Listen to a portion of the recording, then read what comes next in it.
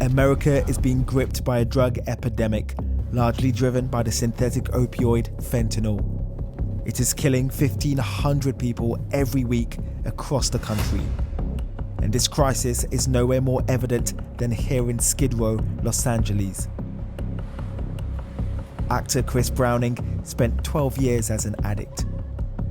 He's taken us to the area where he was once homeless, using heroin, crack, and crystal meth.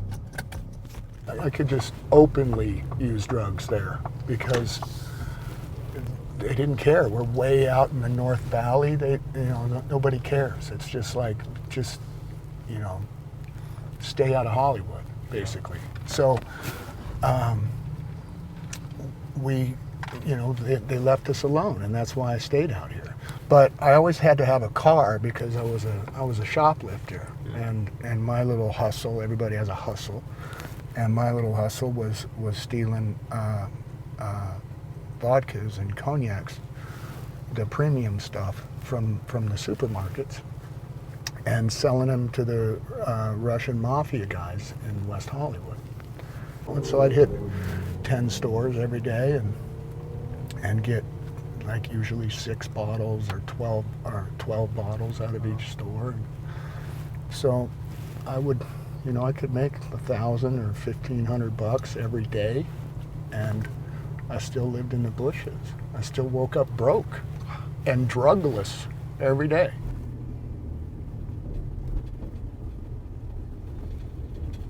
Yeah, there's a homeless shelter around the corner.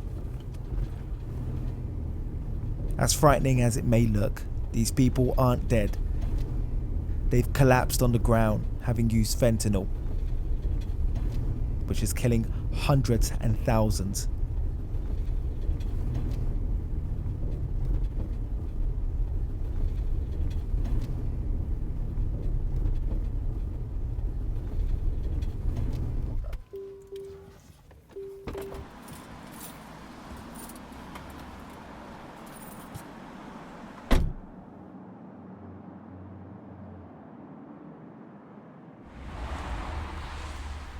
On a nearby street, we meet Jennifer, who started using heroin at just 7 years old.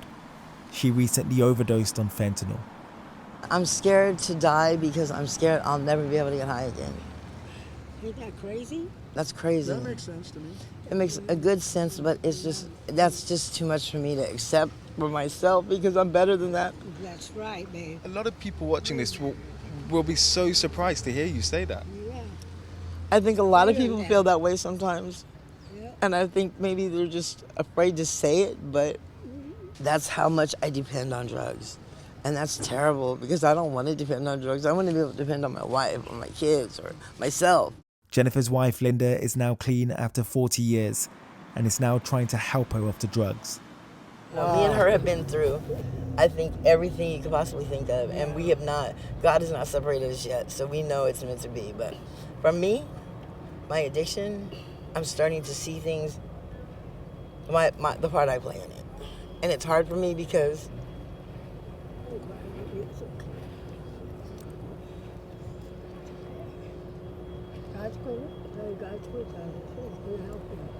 it's hard for me because a lot of the pain I've caused people that really care about me. And in recovery, you have to have certain guidelines. You have to have acceptance. You have to have forgiveness. You have to have all these things that I don't know if I'm capable of having when I get clean. So it's like, it's kind of scary for me, but I believe I can do it. One of the things you hear in the recovery world is if you stay on the train, the scenery will change. So when you're sitting there going, my life is a horrible nightmare, don't quit. You try it, you get into a program and you're trying it. The first early recovery always sucks. That's why nobody stays. But when you get through it and start doing some of the work, the obsession goes away. You can't imagine yourself without the obsession. It goes away. There's a guy right here with dope. I could go get it. I got money. I can get drugs from him right now. I don't want to.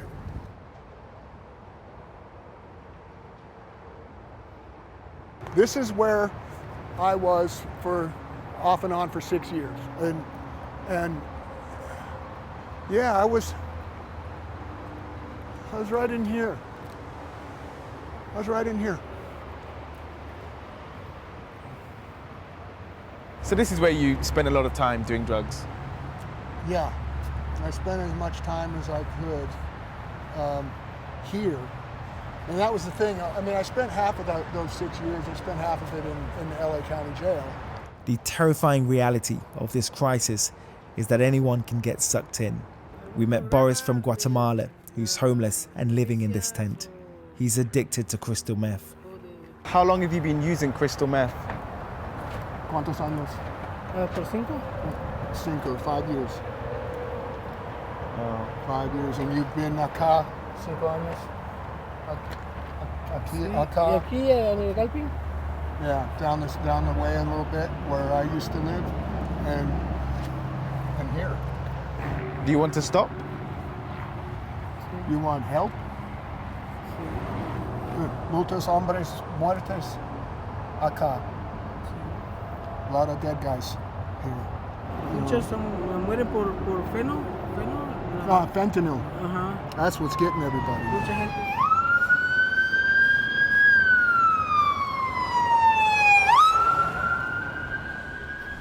Back at Skid Row, a place with a notorious reputation for homelessness, we saw countless people openly doing drugs, seemingly unaware of their surroundings. Roughly every 8 minutes, someone is dying somewhere, having overdosed on fentanyl. Corey is a dealer. Does it worry you that the drug that you're providing to people may potentially lead to them losing their lives? 70% of the overdoses are people that know what they're doing. They're just doing it wrong. They're too high. They do something else. You know, they do too much. They forget that they're so high already that they do some more, and they forgot that they just took a hit and they take another hit and hold it in too long or whatever the case is. These people are dying on themselves. Just a week ago, Candice lost 2 friends who overdosed on fentanyl.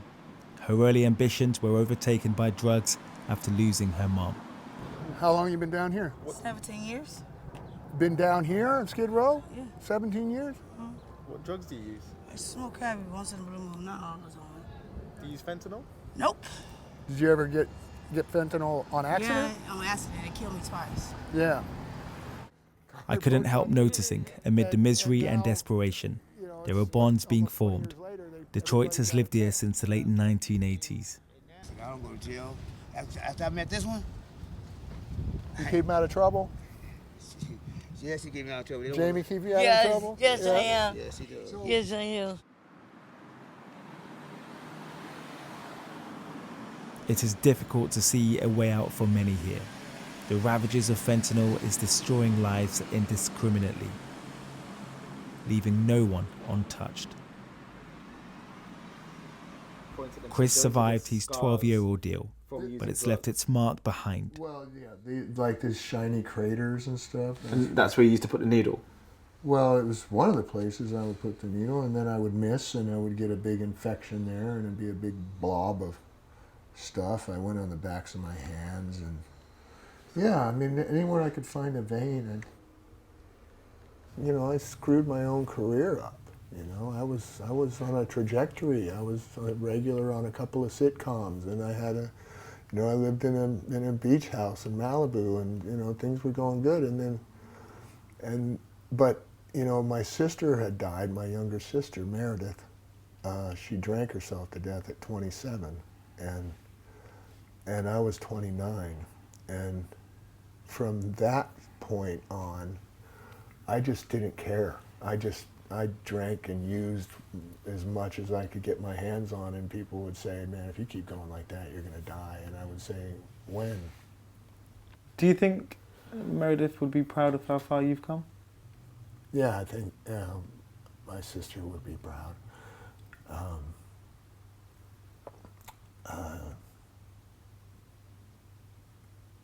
My middle child, Elena, her middle name is Meredith, for her Aunt Meredith, that she of course never met, but my mom was proud of me.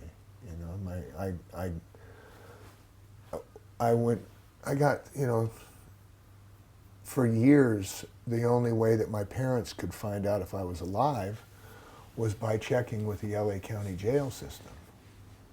So imagine that. Now that I'm a parent, I look back and go, wow,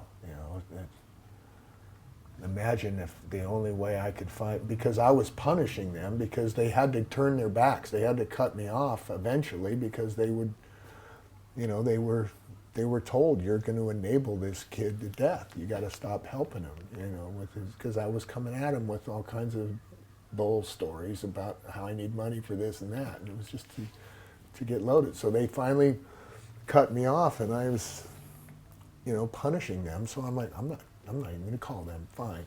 And they would call the jail system, and every few months they'd say, yeah, we got him.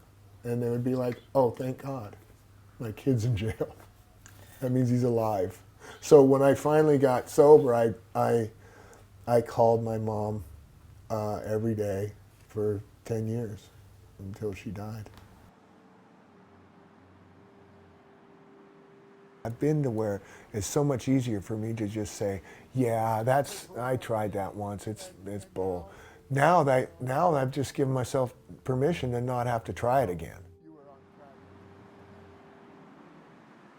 My community and my, that's my priority is because I have a program that I live by, and when they see this online, or they call into the network or whatever, and go, I really liked what Chris had to say. That he inspired me to look into getting some help for myself or my daughter or whatever, And if you just get one of those, this entire day, as they say, is worth it,